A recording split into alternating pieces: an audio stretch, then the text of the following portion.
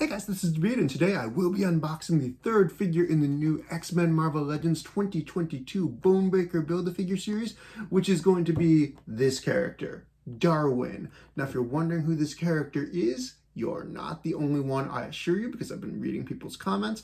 Darwin is a, relatively new creation in that he was created in like the last 25 years as part of X-Men Deadly Genesis. He was part of that lost group of mutants that had gone into Krakoa to get the original X-Men.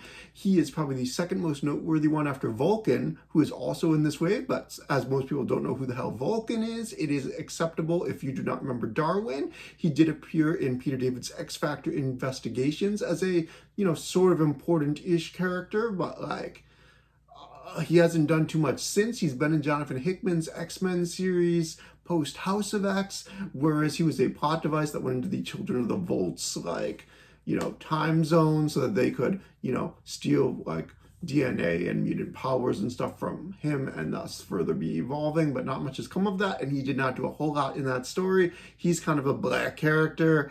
I'm a little bit surprised to see him in this wave at all, but let's open him up. Let's see here. First, though, here's the back of the box for Darwin. He looks a little bit like Morph, if you remember, from Age of Apocalypse. Back of the package says Marvel's Darwin, not to be confused with the geneticist Darwin or biologist. I don't remember exactly, but he was a scientist. He's a sciencey dude. Darwin, survival of the fittest, all that good stuff, the Galapagos. True to his name, Darwin has the power to adapt against any threat, be it searing volcanic heat or the cold vacuum of space. Although that did not save Darwin in the X-Men First Class movie, where he was the only one of the X-Men to die in that movie before most of the kids were all killed off, before the second movie, Days of Future Past. But we're gonna bust this figure open here. Here's a piece of paper. Is this instructions on how to put Bonebreaker together by chance?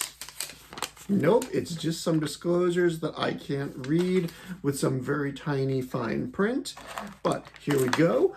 Here is Darwin. He's got the other half of the tank. I've got this half of the tank sitting around here from Siren. So I now have both halves of the main tank body of the Bonebreaker Build-A-Figure. And here's Darwin himself. He comes with one pair of accessories of his own, which is a pair of alternate open hands to go with the fists that he has naturally got. So let's pull these fists out.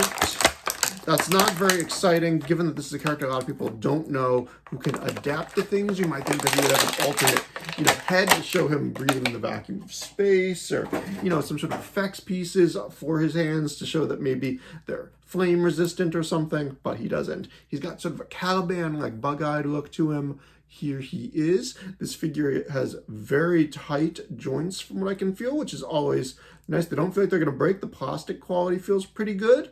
Let's see here. He's got pinned elbows and pinned knees, so he's definitely got the old style of articulation. He's got the thin body. His ab crunch works only to about this extent, and then he can be looking over at you like this.